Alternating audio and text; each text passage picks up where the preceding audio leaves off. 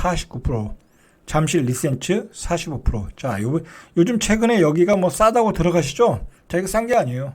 프리미엄이 45%, 50% 주고 여러분들은 집을 사고 있는 거야. 자, 그렇게 생각하면 비싸 보이죠? 더 엄청난 데가 있어요. 더 엄청난 데가. 자, 일산 킨텍스 꿈의 그린. 자, 여기가 이제 GTX가 들어온다고 해서 굉장히 가격이 많이 올라갔어요. 매매가가 11억 8천에서 한 13억 5천. 근데 전세가는 3억 후반에서 4억이야.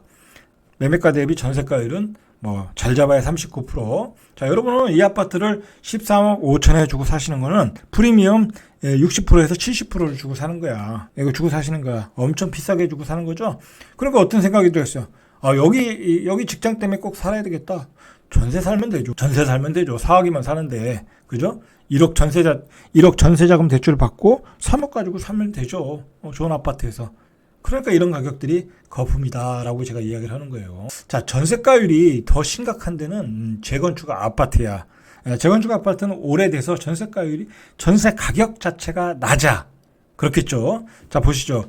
서울의 노원 상계주공 6단지 5구제곱미터. 자, 여기 엄청나게 투기꾼들이 호재를 발라가지고 영끌해서 들어갔죠. 젊은이들이. 그래서 매매가가 6억에서 7억. 자, 전세는 2억이에요. 전세가율이 30. 이 아파트에 2억 가지고 들어가서 전세 살면 되지. 이걸 왜 이 가격에 살 필요가 뭐가 있겠어요. 그죠? 이 가격이면 7억이면 여러분 지금 좋은 지역에서 신규 아파트도 분양받을 수 있는 가격이에요. 자, 이 아파트를 사는 이유가 뭐예요? 재건축 때문에 사는 거잖아요. 그 재건축 이미 돼 있는 이 재건축 들어가서 분양권을 청약할 수 있는 아파트가 7억이면 산다니까요. 자, 거품이었다라는 거죠. 자, 계속해서 보시죠. 서울 용산의 이천동 한가람 아파트 5구제곱미터. 이건 매매가가 16억에서 18억이야. 전세가 6억. 매매가 대비 전세가는 36%. 자, 용산 이천동 한가람 이런 데는 부천이잖아요. 아, 내가 부천 들어가서 살고 싶다. 아, 그러면 전세를 6억 사시면 되죠. 굳이 이거 살 필요가 있겠어요? 빚 내고? 이게 뭐 올라가면 앞으로 얼마나 올라가겠어요. 그죠? 이거를 프리미엄 주고 사면 이자 내고 뭐면 가격이 올라가도 올라간 게 아니란 얘기예요. 제 얘기는. 자, 이렇게 가격을 판단하시고 자꾸 습관을 들이시고 훈련을 하셔야 돼. 자, 다시 한번 정리하면 전세는 실거주 가치다. 자, 매매가는 실거주 가치, 전세 가격 플러스 프리미엄이다. 자, 이 프리미엄은 투자 가치다. 자, 이렇게 싹 정리를 해드릴게요. 그리고 전세가율은 향후 집값 상승 전망 때 중요한 지표이다. 제가 누누이 설명할 때 입지가 떨어지는 지역은 결국은 전세가율로 돌아올 것이다. 회귀할 것이다 라고 얘기했잖아요. 그래서 예를 들어 현재의 전세가율이 60%인데 외곽은 한 60%까지 간 데가 있잖아요. 떨어져서. 그것도 아직도 싼 게 아니다. 80%, 85%, 90%까지 올 것이다. 예를 들어 인천 같은데 구축 아파트들 있잖아요. 오래된 썩다리 아파트들. 그러면 결국은 전세가율이 85%에서 90%까지 올 거예요. 자, 그 지금 들어가면 전세가율이 얼마예요? 60%야. 그러니까 아직도 한참 멀었다라는 거야. 자, 그러나 서울의 도심의 입지가 좋은 아파트는 그렇게까지는 안 오겠죠. 그죠? 그렇게까지는 안 오겠죠. 자, 그러나 강남도 지금은 전세가율이 너무 낮아. 전세가율이 낮아. 그러면 강남에 사시는 분들이 어떤 생각을 가지고 계시겠어요? 아니, 뭐, 난 돈 있어도, 야, 전세가가 이렇게 낮는데 그냥 전세 살자. 그렇게 생각이 되는 거예요. 야, 그리고 이 강남에 사시는 분들은 또 이 금융머리가 있잖아. 금융 투자를 잘 하시잖아. 그러면 야, 그 돈 가지고, 야, 나중에 주식을 사는 게 낫지 않겠냐? 그렇게 되는 거예요. 강남이라고 낮은 전세가율을 피해갈 수는 없는 거예요.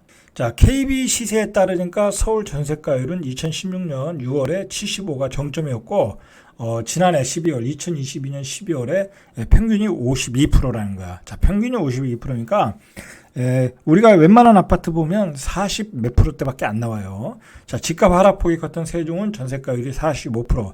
자, 세종이 지금 집값이 맥을 못 추는 게 가격이 많이 떨어졌잖아요. 그래도 맥을 못 추는 게 전세가율 때문에 그래요.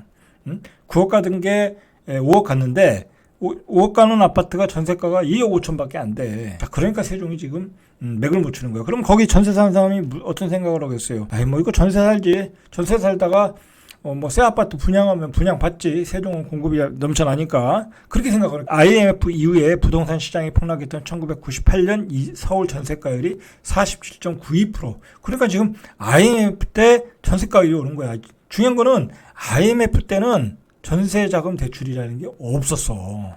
지금은 전세자금 대출이 있었고. 자, 그러니까 지금이 IMF 때보다 더 심각한 상황이다라고 보시면 되죠. 자, 우리가 이번 사이클에서 아파트 폭등의 이유를 이 전세자금 대출이라고 보시면 돼요.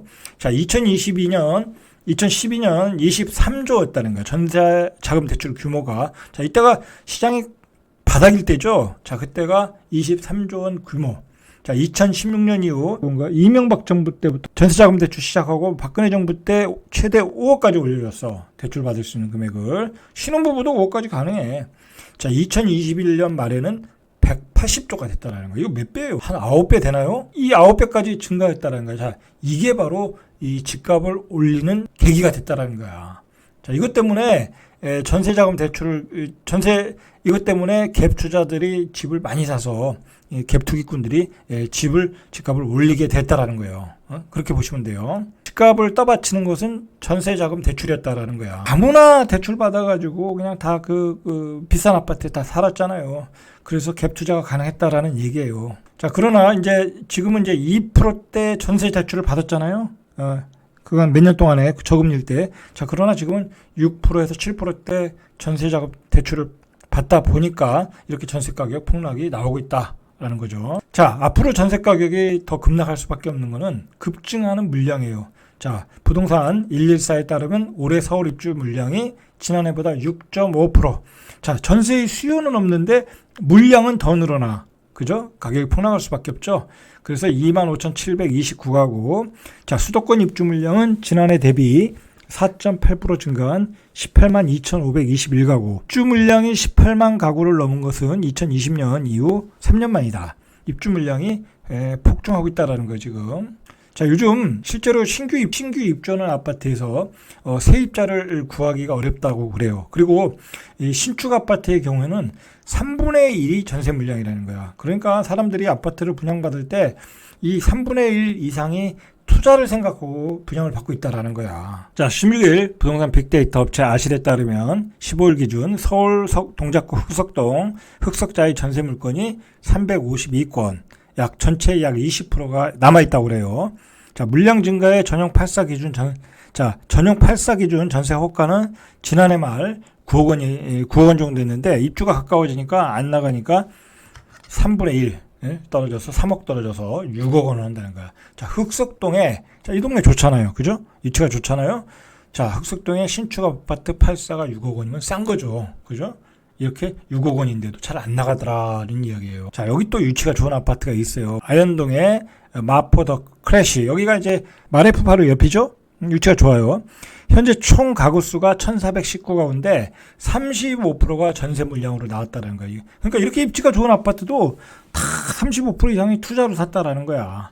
자, 지난해 11월부터 입주를 시작했는데 입주가 3개월이 지났는데 입주율을 절반도 못 채웠다.